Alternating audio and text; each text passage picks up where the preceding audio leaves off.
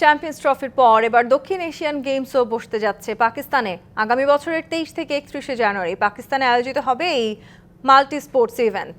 লাহোর, ইসলামাবাদ ও ফয়সালাবাদে হবে খেলা। মঙ্গলবার লাহোরে ন্যাশনাল অলিম্পিক কমিটি পাকিস্তানের আয়োজনে বৈঠকে অংশ নেয় দক্ষিণ এশিয়ার 6 দেশ।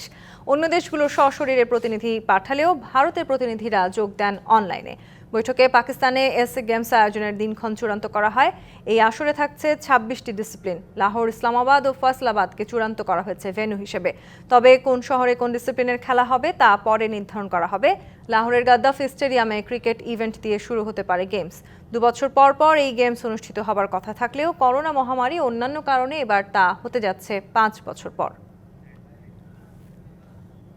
আগামী 21 থেকে 31 জানুয়ারি 2026 সালে পরবর্তী সাব গেমসের আসরটি অনুষ্ঠিত হবে। 26টি ইভেন্ট থাকবে এবং পাকিস্তানের লাহোর, ফয়সালাবাদ এবং ইসলামাবাদে এই সাব গেমস অনুষ্ঠিত হবে। এই ইভেন্টে 26টি ইভেন্ট থাকবে, যেখানে বাংলাদেশ 24টি ইভেন্টে পার্টিসিপেট করার সম্মতি ইতিমধ্যে জানিয়েছে।